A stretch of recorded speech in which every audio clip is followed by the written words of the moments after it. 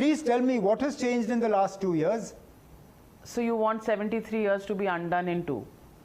Make a start. The start hasn't begun. No, You can't I mean, see it. look, No, the start hasn't begun. You can't see the start. You told, show me the start. Where is the start? Show me one new investment that has come.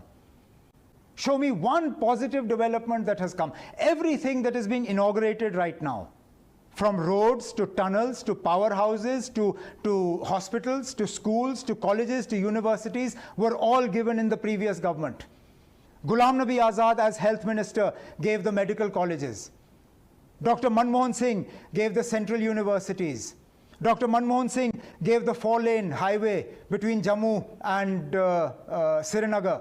The tunnel in Banihal, the tunnel in Nashri was started when Dr. Manmohan Singh was Prime Minister. The Zojila tunnel and its the predecessor, the Z-Mode tunnel. Again, I was there when the foundation stone was laid during Dr. Manmohan Singh's government. Let me list out for you what we did, and then you list out what has been done over the last 2 years, and let's see where we are. I'm telling you in terms of numbers. What do you want? I'll tell you here. I have numbers in front of me. We are third in life expectancy compared to the rest of the country. UP is the lowest in the country. Okay? We are 7th in terms of the number of doctors available for the population. 7th in the country we were before 2019. You say we did nothing. I'm willing to accept that. Where did these doctors come from? Here, in poverty, Jammu and Kashmir is amongst the lowest states in the country in terms of poverty. Where did that come from? It's not a gift of the last 2 years.